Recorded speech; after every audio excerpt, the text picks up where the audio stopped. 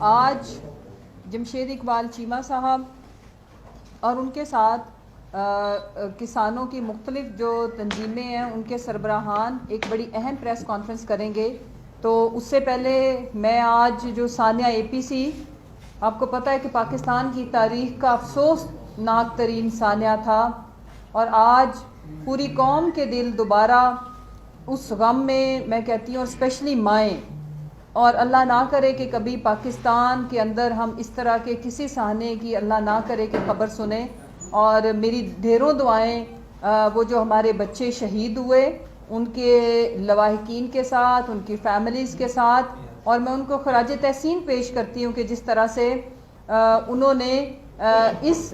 میں کہتی پہاڑوں جتنے غم کو برداشت کیا. اس کے ساتھ جے آئی ٹی جو اسی نوعیت کا ایک بڑا ثانیہ میں کہوں گی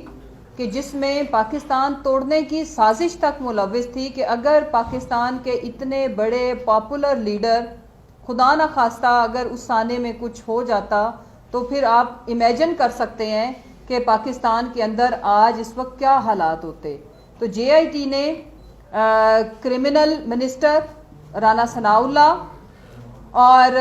جھوٹوں کی مہارانی جو کنیز اول میرا خیال آج کل وہ بنی ہوئی ہیں مریم اورنگزیب، اور ان کے ساتھ قبضہ مافیا کے سرغنہ جاوید لطیف کو سمن کیا ہے. میں امید رکھتی ہوں، ویسے تو ان کا آئین اور قانون کے ساتھ کوئی تعلق نہیں ہے، لیکن میں پھر بھی امید رکھتی ہوں کہ ہماری یہ جے آئی ٹی ول انشور کہ یہ آئیں اور بتائیں جو بھی ان کے ساتھ جو بھی جے آئی ٹی ان کے سامنے سوالات رکھتی ہے اس کا آ کے جواب دے، اور قوم کو بھی آگاہ کریں، اپنی صفائی پیش کریں. پھر میں طلال چودھری کو بتانا چاہتی ہوں کہ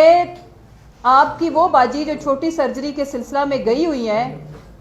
ان کی ماشاءاللہ سے زندگی کے اندر کوئی چیز بھی اپنے پیسوں کی نہیں ہے. وہ چوری کے مال پہ ماشاءاللہ جس طرح سے انہوں نے پرورش پائی، اور اس کا نظارہ آج پوری قوم نے، انٹرنیشنل کمیونٹی بھی کرتی ہے کہ میری لندن تو کیا پاکستان میں بھی کوئی جائیداد نہیں ہے. اس کا حساب دو، اور پہلے جن کے کہنے کے اوپر آ کے آپ اپنی اور اپنے خاندان کی توہین کراتے ہو، جھوٹے فحش قسم کے الزامات لگا کے، تو جو حمزہ کی والدہ کا چمڑے کا کاروبار ہے، پلیز اس کی رسیدوں کا لازمی ذکر کیا کرو دوسروں کے اوپر بہتان لگانے سے پہلے. انشاءاللہ آئین اور قانون سے ہم آپ کا محاسبہ کریں گے، اور عوام آپ کے اس جھوٹے پروپیگنڈا کو بائے کرنے والے نہیں ہیں. اور آپ کی اوقات، آپ کی بات کی اوقات، آپ کی تنظیم سازی سے واضح ہے کہ قوم اور آپ کی اپنی پارٹی میں آپ کی کیا اوقات اور حیثیت ہے. انشاءاللہ عوام آپ کو ان تمام بہتانوں کا جواب دے گی. ذرا الیکشن کراؤ، میدان میں آؤ. میڈم یہ بتائیں کہ تحریک انصاف نے ہمیشہ آئین اور قانون کی بالادستی کی بات کیا، اور ابھی آپ نے کے یا وزیر داخلہ ہو یا مریم اورنگزیب کو جی آئی ٹی نے طلب کیا ہے، لیکن تحریک انصاف کے 34 ارکان کو جی آئی ٹی 2 بار طلب کر دیا، اور دونوں بار ایک ارکان بھی پیش نہیں ہوتا. تو کیا آپ اپنی جی آئی ٹی کو مذاق سمجھ رہے ہیں؟ نہیں، ایسا ہرگز نہیں ہے. بیسکلی 34 اراکین ہیں جن کی ہم نے لسٹ شیئر کی ہے کہ ان کو بلایا جانا ہے، جس کو سمن کیا جا رہا ہے چھوٹے چھوٹے گروپس کے اندر بلا رہے ہیں. جیسے ان کے 3 اراکین کو بلایا ہے، اسی طرح پچھلی دفعہ ہمارے چند لیڈران کو بلایا تھا، اور وقفے سے بلا رہے ہیں تاکہ ایک پراپر قسم کی جو انویسٹیگیشن ہے اس کے تحت عوام کو آگاہ کیا جائے. یہ بہت بڑا ثانیہ تھا، پاکستان کے سب سے بڑے لیڈر، پاپولر لیڈر، ان کے اوپر اٹیک ہوا، اور ان کی جان لینے کی باقاعدہ پلاننگ اور کوشش کی گئی. اور اگر خدا نہ خواستہ یہ ہوتا تو آپ سوچ سکتے ہیں کہ اس کے اثرات آپ کے ملک کے اوپر کیا پڑتے. اس طرح نہیں ہے. ہم تو اپنے آپ کو دیکھیں، ہماری ساری جنگ ہی ہے قانون کی بالادستی کی، آئین کی بالادستی کی. اسی کو ہم حقیقی آزادی کہتے ہیں. جس دن رول آف لا آپ کے ملک کے اندر امپلیمنٹ ہو گیا، یہ ساری جو ابھی ہمارا بحث و مباحثہ جو ہم چیخ کے باتیں کر رہے ہوتے ہیں، ان کی ضرورت نہیں پڑے گی. قانون کے تابع لانا ہی ہماری جنگ ہے، اور اس جنگ میں انشاءاللہ پاکستان کی عوام کی مدد سے ہم جیتیں گے. ابھی آپ نے انتہائی اہم مسئلے پر آپ نے پریس کانفرنس کی ہے سیکورٹی کے حوالے سے، جبکہ پنجاب میں وزیر خوراک بھی ہے، وزیر زراعت بھی ہے. کیا ان کا انٹرسٹ نہیں ہے اس طرح کے مسائل میں، یا ان کے پاس انفارمیشن نہیں ہے کہ تاکہ وہ یہاں پر آ کے پنجاب حکومت کی باقاعدہ نمائندگی کر سکے اور بریفنگ دے سکیں؟ نہیں، گاہے بگاہے ان کی پریس کانفرنسز میں نے خود ارینج کرائی ہیں، چونکہ آج ایک اوور آل سارا جو سبجیکٹ تھا وہ نیشنل سبجیکٹ تھا، اس میں پروونشل سبجیکٹ کو ہم نے ٹچ نہیں کیا، تو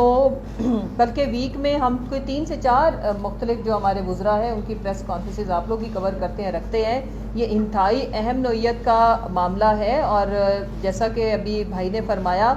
کہ دیکھیں نیشنل سیکیورٹی